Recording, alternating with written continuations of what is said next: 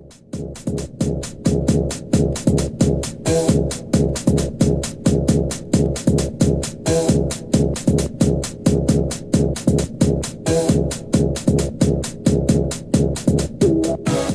everybody, it's me Jim, and today I'm going to show you my Ruby Magnum, my pride and joy.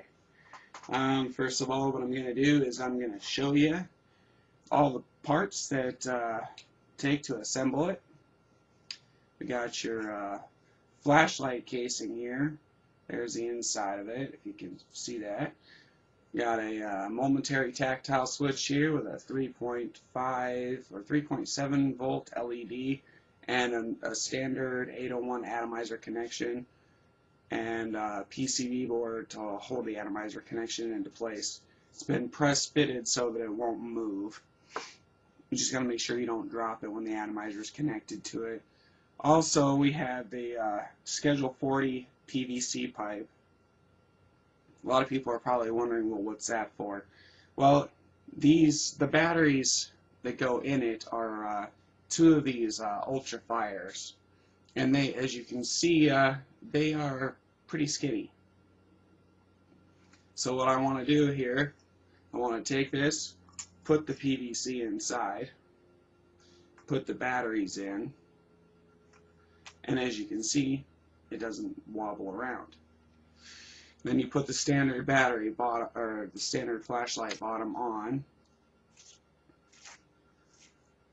twist it on there. Take any standard 801 pen style atomizer, go ahead and screw it on there. Now you want to turn the main power switch on, because as you can see right now, with everything put together, if you hit this switch, the light doesn't come on. And you're probably wondering why. Well, this switch on the bottom of the flashlight still works. So if you want to stick this thing in your pocket, you just take off the atomizer, throw everything in your pocket, and you don't have to worry about this button being pushed and, you know, burning up your atomizer. So we go ahead and hit this button, and as you can see, we've got power. So I'll throw a little bit of juice in there. I'm using pina coladas today because that is one of my favorites.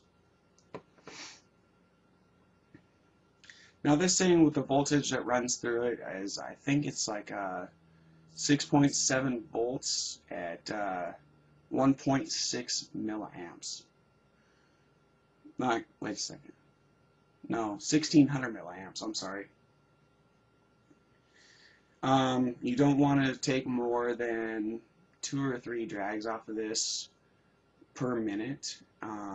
Most people just take a couple drags off of it, set it down for a half an hour, and then come back to it and, you know, basically rinse and repeat. Let me show you what the vapor production on this baby is like.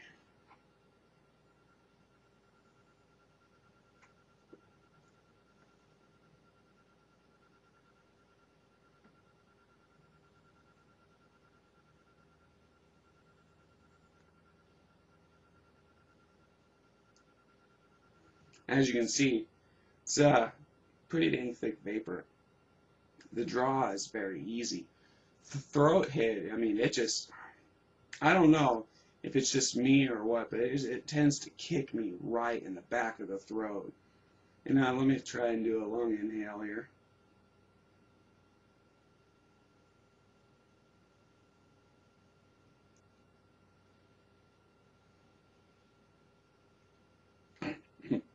Dang. Now, like I said, it does, with the amount of voltage and milliamps running through here, it does tend to heat up the atomizers. I ended up inadvertently burning one out last night, not knowing it until I went to go take another drag off of it. You want to make sure you're really careful when you're modifying your own. The next one I'm working on is actually going to have, I think it's a resistor, but it's gonna, I think that's the right thing. It's basically what it's gonna do is it's gonna drop the voltage from 6.6 down to 5.4, which will hopefully keep the atomizer from burning up as much. or burning out as fast, I want to say. But if you take, you know, little like 2-second drags on it, maybe 2 or 3 per minute, and then put it down for like a half an hour or so, you should be okay. There was one thing I was going to mention and I forgot what it was. Oh, battery life. The battery life is great. I mean, if you do the 2 to 3 hits a minute, put it down for about a half an hour, or to, you know, half an hour to an hour, you're looking at getting about 8 to 12 hours of battery life. If you're a light vapor, you'll probably get 1 to 2 days worth of battery life before you need to recharge. Little CR2s that are inside here take about 4 hours to charge. Myself, I have 3 pair, so they are constantly ready to go. The price on it is very nice. I mean, this total unit probably cost me about,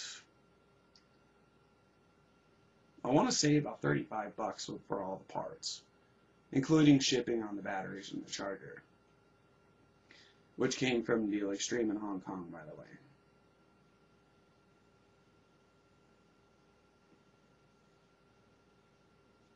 Another nice feature about this is, you know, the LED being here. Most of the pen style, or excuse me, most of the electrical cigarettes out there, you know that they're going dead because the light at the end of the tip flashes, you know, about 5 or 10 times right before it's about to go dead or right as it's dead.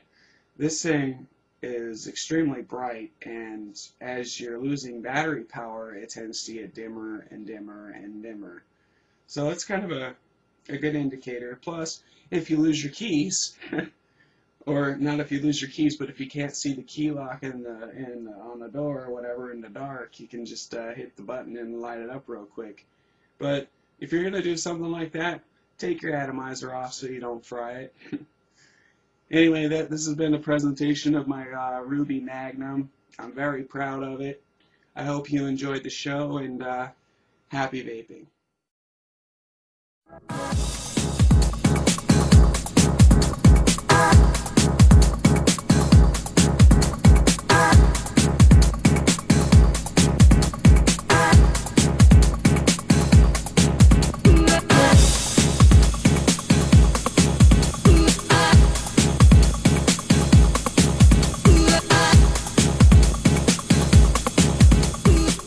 Hey everybody, it's Jim again. I just wanted to take this time to thank all the modders on both the ecigaretteforum.com and the totallywickedforum.com. Without your guys' help, I wouldn't have been able to build this little gem here, and I wanted to thank you for that. Now, as long as we keep sharing our ideas and keep up the good work, one of these days we will have a perfected electric cigarette. So just one more time, I'd like to say thank you from the bottom of my heart. And until then, happy vaping.